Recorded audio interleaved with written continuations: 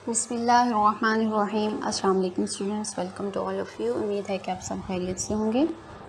जैसे कि आपको पता है हमारा चैप्टर नंबर जो 7 था इलेक्ट्रोकेमिस्ट्री वो एंड हो गया था। आज हम बुक एक्सरसाइज को डिस्कस कर लेंगे। वैसे तो उम्मीद है कि आपको सारे क्वेश्चन समझ आ गए होंगे। जो क्वेश्चंस नहीं भी समझ आए उसको हम आज डिस्कस कर लेते हैं। सबसे पहले जी बुक एक्सरसाइज में हम देख लेते हैं एमसीक्यूज़ में है जी spontaneous chemical reaction takes place. तो हम इतनी दफ़ा चैप्टर में रिपीट कर चुके हैं, तो मेरा नहीं ख्याल कि आप लोगों में से कोई ऐसा होगा जिसे ये नहीं पता होगा कि स्पॉन्टेनियस केमिकल रिएक्शन कौन से सेल में होता है। अब देखें जी 3 एग्जाम्पल एक जैसे दे दी। एक तो दे दिया इलेक्ट्रोलाइटिक सेल हो ही नहीं सकता क्योंकि वो तो होता ही नॉन स्पॉन्टेनियस है, तभी तो इलेक्ट्रिसिटी यूज़ करते हैं। और ये डाउन और नेल्सन तो इलेक्ट्रोलाइटिक की एग्जाम्पल है, तो ऑप्शन क्या होगा? गैल्वेनिक सेल जी। तो करेक्ट ऑप्शन आपका क्या होगा? Galvanic cell. सेकेंड एमसीक्यूज है formation of water from hydrogen and oxygen is. अब इस चैप्टर में हमने कौन से रिएक्शंस डिस्कस किए हैं? जस्ट रिडॉक्स रिएक्शंस, उसमें हमने वाटर की एग्जांपल भी डिस्कस की है। तो एसिड बेस डिकम्पोजिशन न्यूट्रलाइजेशन तो आ ही नहीं सकता क्योंकि हमने ऐसा कोई रिएक्शन इसमें डिस्कस ही नहीं किया। इस चैप्टर हमारा था ही किसके अबाउट? रिडॉक्स रिएक्शंस के अबाउट। तो then correct option will be redox reaction. Third one है which one of the following is not an electrolytic cell. Means ये जो एग्जांपल्स दी हुई हैं इनमें से कौन सा इलेक्ट्रोलाइटिक सेल नहीं है? अब गैल्वेनिक सेल इलेक्ट्रोलाइटिक सेल नहीं है ना। गैल्वेनिक सेल इलेक्ट्रोलाइटिक सेल तो नहीं है, तो जाहिर सी बात है करेक्ट ऑप्शन क्या होगा? Galvanic cell. ये तो दोनों हैं ही, डाउन्स और नेल्सन, ये तो हैं ही इसकी टाइप, स्पॉन्टेनियस रिएक्शन की टाइप। नेक्स्ट है जी oxidation number of chromium is in potassium chromate is. ये K2Cr2O7 फार्मूला है पोटेशियम क्रोमेट का। अच्छा ये पोटेशियम क्रोमेट में वो कह रहे हैं जी क्रोमियम का ऑक्सीडेशन नंबर कितना है, ये आप लोग फाइंड आउट कर सकते हैं। ऑक्सीजन का होता है -2। कितने ऑक्सीजन? 7, तो 7 2 ज़ा 14, -14 हो गया। पोटेशियम का होता है +1। कितने पोटेशियम है? 2, तो +2 हो गया दोनों का मिला के। 2 पोटेशियम है तो 1 होता है वैसे। 2 ये है +2 और -14, इसको बैलेंस करें तो कितना होगा? -14 में से 2 गए, कितना बचे? -12। तो मीन्स देखिए एक बात याद रखें कि केमिकल फार्मूला में पॉजिटिव और नेगेटिव चार्ज इक्वल होता है। एक कंपाउंड में पॉजिटिव नेगेटिव चार्ज इक्वल नहीं ना होगा, वो स्टेबल नहीं हो सकता। तो अगर -12 बच रहा है तो इसका मतलब क्रोमियम के पे कितना होगा? +12 बैलेंस करना है ना। +12 क्रोमियम का, 2 पोटेशियम का, फिर ही 14 होगा। ऑक्सीजन का तो सारा आ गया -14, तो इन दोनों का ऐड करके प्लस का ही आना चाहिए। तो कितना हो गया? +12। अब हमारे पास क्रोमियम यहाँ पर कितने हैं? 2 +12 है, तो एक क्रोमियम पे कितना चार्ज होगा? 2 को 12 पे डिवाइड कर देंगे, 2 से 12 को, तो क्या आ जाएगा? 6, तो +6। इस तरह से ये मैं कर रही हूँ, आप लोग ऐसा करेंगे कि आपके एग्जांपल जो हैं 7.1, 7.2 वो भी ऑक्सीडेशन नंबर ही उसमें उन्हीं क्वेश्चंस को फॉलो कर, इन्हीं एग्जांपल्स को फॉलो करते हुए आप खुद फाइंड आउट भी कर सकते हैं। लेकिन वैसे अगर आपने कहीं फाइंड आउट करना हो तो आपको एक वैसे पता हो कि इनका होता है कितना है, +1 है इसका और ऑक्सीजन का -2 है, कुछ का पता होता है और थर्ड से पीछे का हम इस तरह से फाइंड कर लेते हैं बैलेंस करके। मीन्स पॉजिटिव और नेगेटिव बैलेंस करना होता है हमें। पॉजिटिव नेगेटिव बैलेंस नहीं होगा तो इट मीन्स कि वो स्टेबल नहीं। तो करेक्ट ऑप्शन क्या होगा? +6। क्रोमियम पे कितना है? +6। Okay. Which one of the following is not an electrolyte. इनमें से कौन सा है जो इलेक्ट्रोलाइट नहीं है? तो जाहिर आसान सा है, नॉन इलेक्ट्रोलाइट में हमने एग्जांपल पढ़ी थी कि sugar solution is non electrolyte, तो इस जाहिर सी बात है ये इलेक्ट्रोलाइट नहीं है, नॉन इलेक्ट्रोलाइट है। तो करेक्ट ऑप्शन क्या होगा? Correct option sugar solution. The most common example of corrosion is, ये तो हमें पता है कौन सी है मोस्ट कॉमन एग्जांपल क्रेयन की? Rusting of iron. तो करेक्ट ऑप्शन क्या होगा? B option. Nelson sand is used to prepare caustic soda along with gases. Which of the following gas is produced at cathode? अच्छा जी, caustic soda हमने prepare किया था। Caustic soda की preparation में हमने 2 सेल डिस्कस किए थे, कैथोड और एनोड। और कास्टिक सोडा हमने किया था NaOH के NaCl के सोल्यूशन से प्रिपेयर। तो NaCl का जब सोल्यूशन बना था तो हमारे पास 2 आइंस बने थे, एक तो हाइड्रोजन आइंस जो गए थे एनोड पे और थे एक थे हाइड्रोजन आयन जिन पे प्लस चार्ज था और वो गए थे कैथोड पे। तो हाइड्रोजन गैस कहाँ पे प्रोड्यूस हुई? कैथोड पे। और सेकेंड वन थी क्लोराइड आयंस। तो क्लोराइड आयन पे नेगेटिव चार्ज था, तो नेगेटिव चार्ज कहाँ पे जाएगा? पॉजिटिव चार्ज, पॉजिटिव इलेक्ट्रोड पे। पॉजिटिव इलेक्ट्रोड क्या था? एनोड। तो एनोड पे क्या प्रोड्यूस हुआ? Chlorine gas. तो अब उन्होंने पूछा ये है कि कैथोड पे कौन सी गैस प्रोड्यूस होती है, तो जाहिर सी बात है कैथोड पे कौन सी गैस प्रोड्यूस होती है? Hydrogen gas. और एनोड पे कौन सी होगी? Chloride gas, chlorine gas. ठीक है जी। नेक्स्ट है 8 MCQs है। During the formation of water from hydrogen and oxygen which of the following does not occur. Means जब वाटर की फॉर्मेशन होती है हाइड्रोजन और ऑक्सीजन से, कौन सा ऐसा स्टेप है इसमें जो नहीं होता? पहला है जी hydrogen has oxidised. Hydrogen has oxidise का मतलब क्या होता है? हाइड्रोजन हैज़ ऑक्सीडाइज का मतलब क्या? ऑक्सीडाइज मतलब ऑक्सीडेशन। ऑक्सीडेशन कहाँ पे होती है? जहाँ पे क्या हो? लॉस ऑफ इलेक्ट्रॉन हो। और जहाँ पे लॉस ऑफ इलेक्ट्रॉन होता है वो क्या चीज़ होती है? ऑक्सीडाइज होती है। तो हाइड्रोजन तो ऑक्सीडाइज होता है क्योंकि हाइड्रोजन अपना इलेक्ट्रॉन लॉस करता है, +1 में एक इलेक्ट्रॉन देता है, +1 में आ जाता है। अच्छा जी, फिर जी ऑक्सीजन इज़ रिड्यूस्ड। रिड्यूस मतलब रिडक्शन, इलेक्ट्रॉन लेना, और ऑक्सीजन इलेक्ट्रॉन लेती है तो रिडक्शन तो हुई, तो ऑक्सीजन तो रिड्यूस हुई है। ऑक्सीजन गेन्स इलेक्ट्रॉन, वही बात, ऑक्सीजन रिड्यूस हुई है तो ऑक्सीजन ने इलेक्ट्रॉन गेन किए, ये भी करेक्ट ऑप्शन है। तो hydrogen behave as oxidising agent. Hydrogen oxidised हुआ है लेकिन ऑक्सीडाइजिंग एजेंट काम नहीं कर रहा। ऑक्सीडाइजिंग एजेंट कौन सी होती हैं? जो इलेक्ट्रॉन ले के खुद को रिड्यूस करें और जिससे इलेक्ट्रॉन ले रहे हैं उसको ऑक्सीडाइज्ड कर दें। तो करेक्ट जो मीन्स करेक्ट ऑप्शन इसमें क्या होगा? कौन सा वाटर फॉर्मेशन का पार्ट नहीं है कि hydrogen behaviours oxidising agent. Hydrogen electron नहीं लेता, इलेक्ट्रॉन तो देता है। तो ये जो डी ऑप्शन है हाइड्रोजन बिहेवियर्स ऑक्सीडाइजिंग एजेंट, ये क्या है? ये करेक्ट ऑप्शन है इसमें से। The formula of rust is, तो आपको आराम से याद होगा कौन सा फार्मूला था? Fe2O3.NH2O A option. In the redox reaction between Zn and HCl the oxidising agent is. अब ऑक्सीडाइजिंग एजेंट कौन से होते हैं? जो इलेक्ट्रॉन ले लें और किस में चले जाएं? मॉलिक्यूलर फॉर्म में जहाँ भी चले जाएं।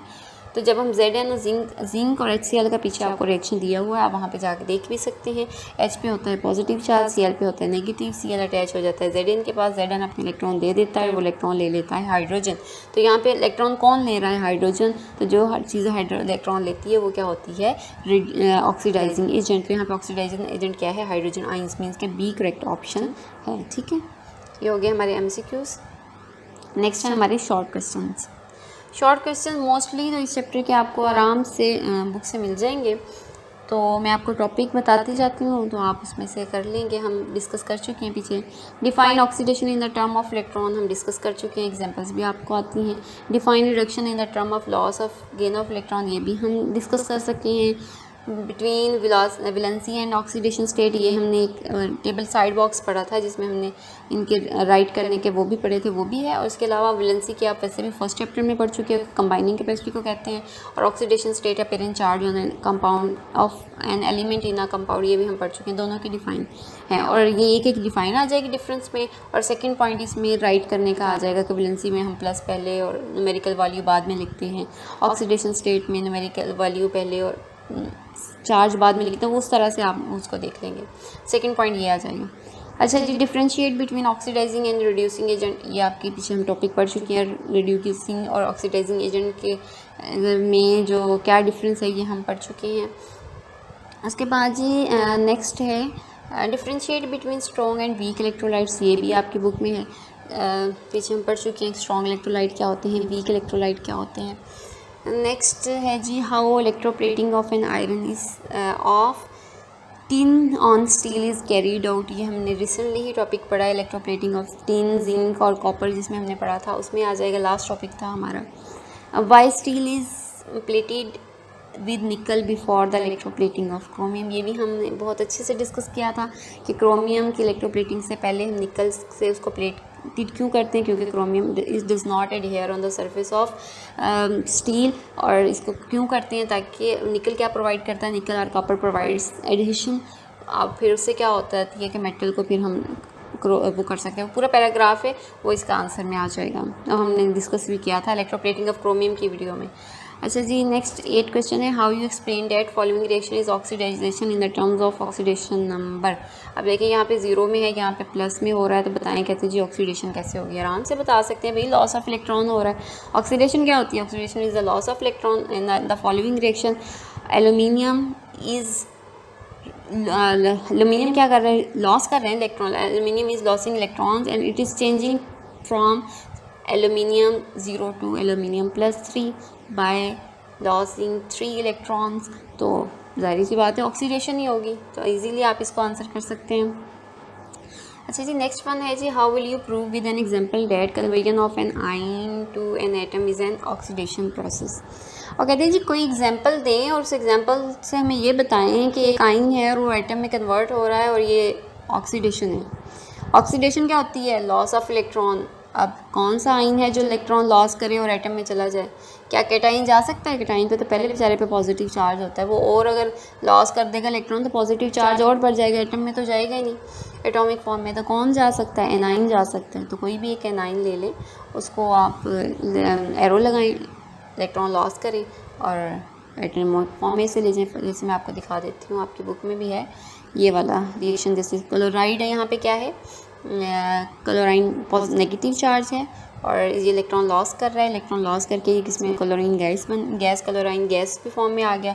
तो आपने ये 2 क्लोरीन ले रहे हैं, आपने यहाँ पे क्या ले लेना है? 1 क्लोरीन ले लेना है, उसमें से 1 इलेक्ट्रॉन लॉस कर देंगे। यहाँ पे जो उन्होंने Cl2 है वहाँ पे आपका क्या आ जाएगा? Cl।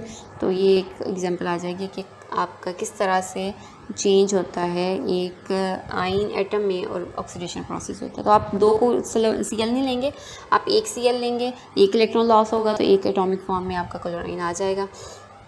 अच्छा जी, नेक्स्ट है, why does the anode carries negative charge in galvanic cell but positive charge in electrostatic cell? Just explain it with few comments. हाँ जी, ये हम पहले भी डिस्कस कर चुके हैं कि ये जो एनोड होता है उस पर नेगेटिव गैल्वेनिक सेल में क्यों होता है और पॉजिटिव चार्ज में ये पॉजिटिव क्यों हो जाता है। मीन ये क्या रीज़न है, दोनों चार्जेस डिफरेंट क्यों हो जाते हैं, ये हमने एक वीडियो में डिस्कस किया था। मैं आपको रिमाइंड करवा देती हूँ कि जी गैल्वेनिक सेल में क्या होता है? स्पॉन्टेनियस रिएक्शन होता है। स्पॉन्टेनियस रिएक्शन में जो आपका हाफ सेल में हो रहा होता है ना, हाफ सेल में जो आपका इलेक्ट्रोलाइट होता है, इलेक्ट्रोलाइट में जो आपकी मेटल होती है वो क्या कर रही होती है? वहाँ पे मेटल क्या कर रही होती है? इलेक्ट्रॉन लॉस हो रहा होता है। दोनों सिचुएशन में हो ऑक्सीडेशन ही रही होती है, गैल्वेनिक सेल में भी और इलेक्ट्रोलाइटिक सेल में भी। इलेक्ट्रोलाइटिक सेल में ये होता है कि anode is connected with the negative terminal of anode is connected to the positive terminal of the battery, that's why anode carries positive charge. और गैल्वेनिक सेल में क्या होता है? इन गैल्वेनिक सेल एनोड पे नेगेटिव चार्ज क्यों आ जाता है? क्योंकि यहाँ तो बैटरी इन्वॉल्व नहीं है। तो यहाँ पे क्या होता है कि इन गैल्वेनिक सेल जो मेटल होती है लॉस इट्स इलेक्ट्रॉन्स, मीन जो आपका इलेक्ट्रोड होता है जिसकी मेटल बनी, जिस गैल्वेनिक सेल में जो आपका एनोड होता है जिससे मेटल बनी हुई होती है, तो उसमें होता है क्या है कि the anode which is made up of the metal. अब किसी भी कोई भी मेटल से, जैसे हमने जिंक का पढ़ा था, तो वो क्या करती है? अपने इलेक्ट्रॉन क्या कर देती है? लॉस क्या कर देती है। तो गैल्वेनिक सेल में क्या होता है जी? Loss of electron takes place at anode, that's why anode carries negative charge. और इसमें इलेक्ट्रोलाइटिक सेल में क्या होता है? In electrolytic cell anode is connected to the positive terminal of the battery, that's why जो एनोड है that carries positive charge. समझ आ गए? क्या लिखेंगे? In the galvanic cell loss of electrons takes place at the anode और that's why it carries negative charge because there is an excess of electrons on the anode, but in the electrolytic cell anode is connected to the positive terminal of the battery and there is also loss of electrons on the anode but due to battery charge की वजह से वो क्या charge carry कर जाता है? Positive charge. ठीक है, आप लोग इनको एक दफ़ा करेंगे, सॉल्व करके मुझे दिखाएंगे। अगर आपके आंसर्स ना सही हुए तो मैं आपको इनके नोट्स प्रोवाइड कर दूँगी ग्रुप में। ठीक है, अभी जैसे हम डिस्कस कर रहे हैं क्वेश्चन को। अच्छा जी, where do the electrons flow from zinc electrode in the Daniell cell? हाँ जी, याद है किसी को डेनियल सेल? डेनियल सेल में क्या हो रहा था जी, इलेक्ट्रॉन फ्लो कर रहे थे।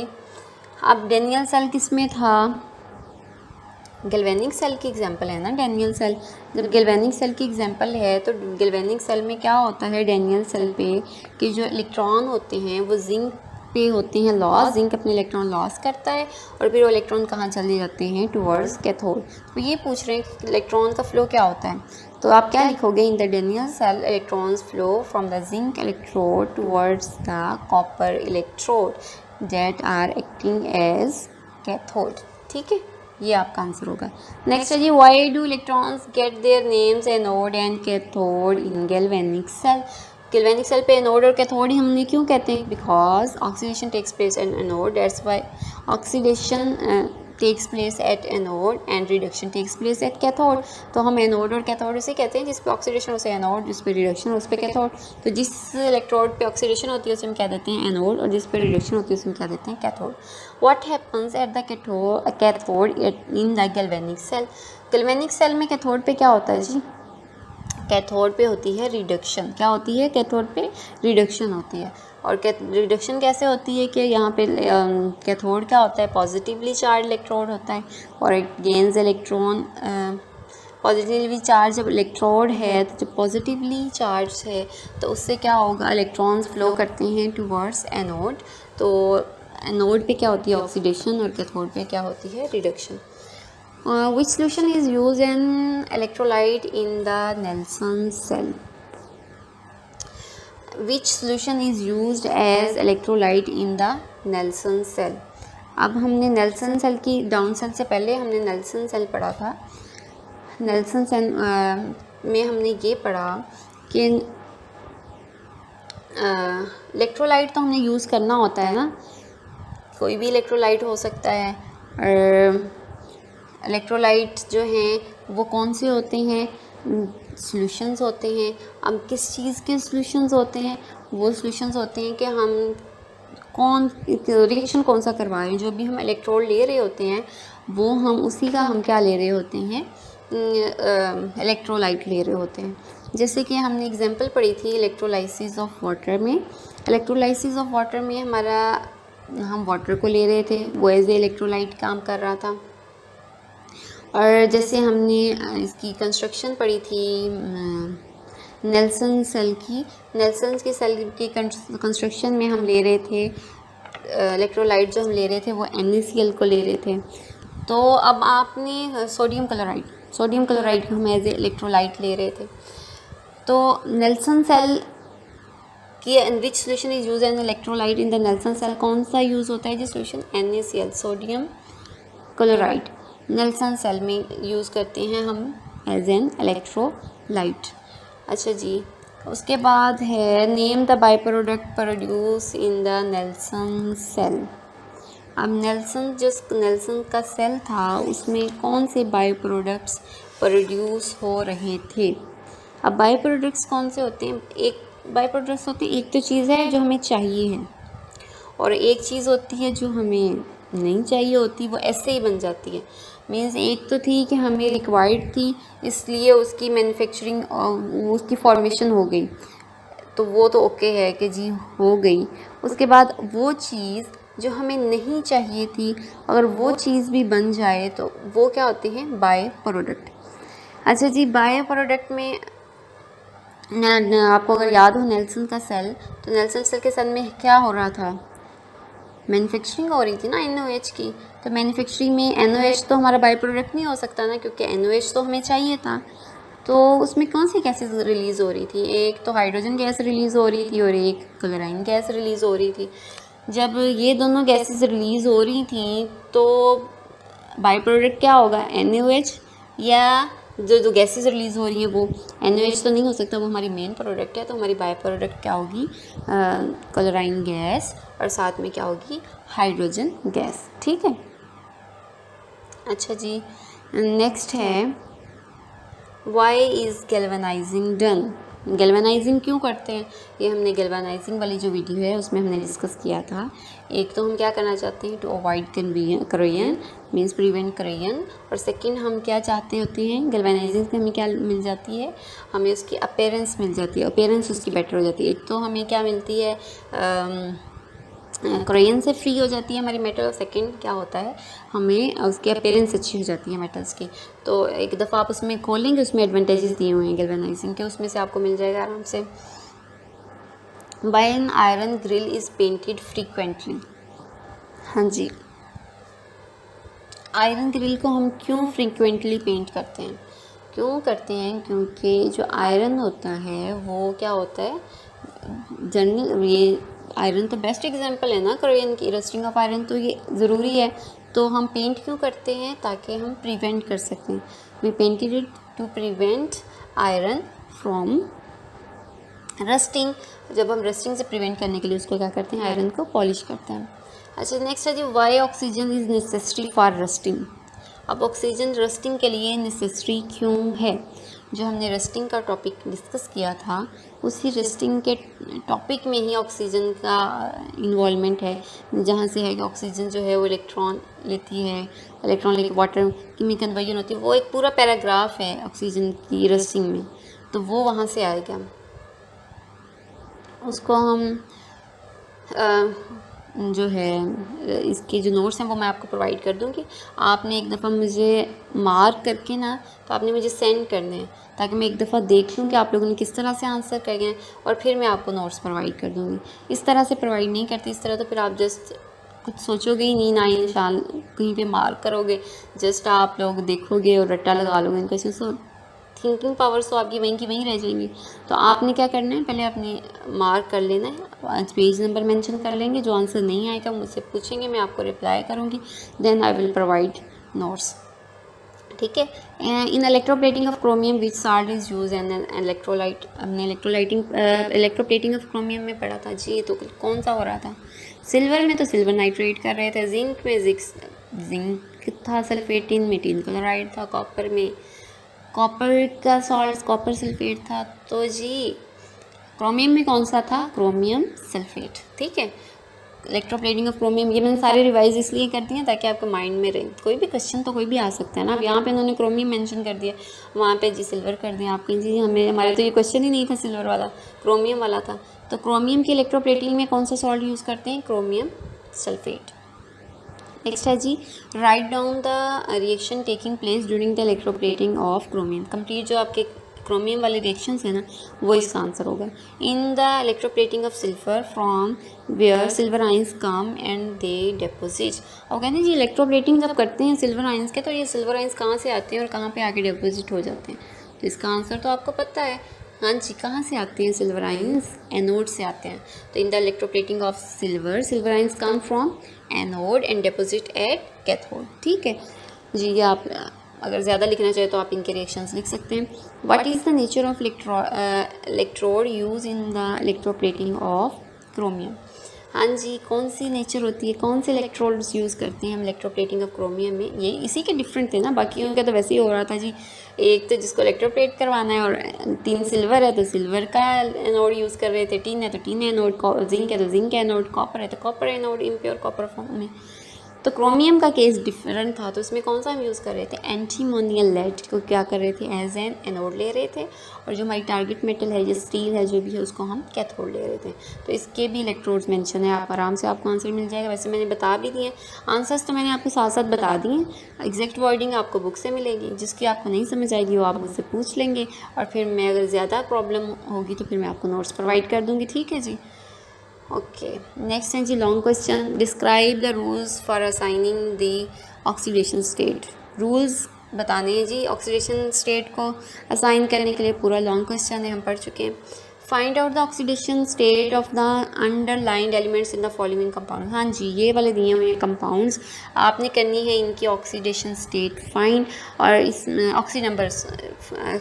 ऑक्सीडेशन स्टेट या ऑक्सीडेशन नंबर एक ही बात है, उसको करना है फाइंड, और आपने फॉलो करना है एग्जाम्पल 7.1, 2 एंड 3 को। इसको मैंने बता देती हूँ आपको, मीन्स एक की तो फाइंड करनी है ना, उसके तो आप फाइंड करके मुझे बताओगे, बाकी मैं आपको बता देती हूँ जी। सोडियम की होती है +1, ऑक्सीजन की होती है -2, सिल्वर की होती है +1, ऑक्सीजन की होती है -2, पोटेशियम की होती है +1, ऑक्सीजन की -2, पोटेशियम की यहाँ फिर -1 +1, ऑक्सीजन -2, हाइड्रोजन +1, ऑक्सीजन -2। अच्छा जी, ये मैंने आपको बता दी हैं, आपने उन्हीं क्वेश्चन को फॉलो करना है, जैसे जैसे वो लिखी हैं वैसे ही लिख के आपने ये जो रह जाएंगे उनकी आपने करनी है ऑक्सीडेशन स्टेट फाइंड।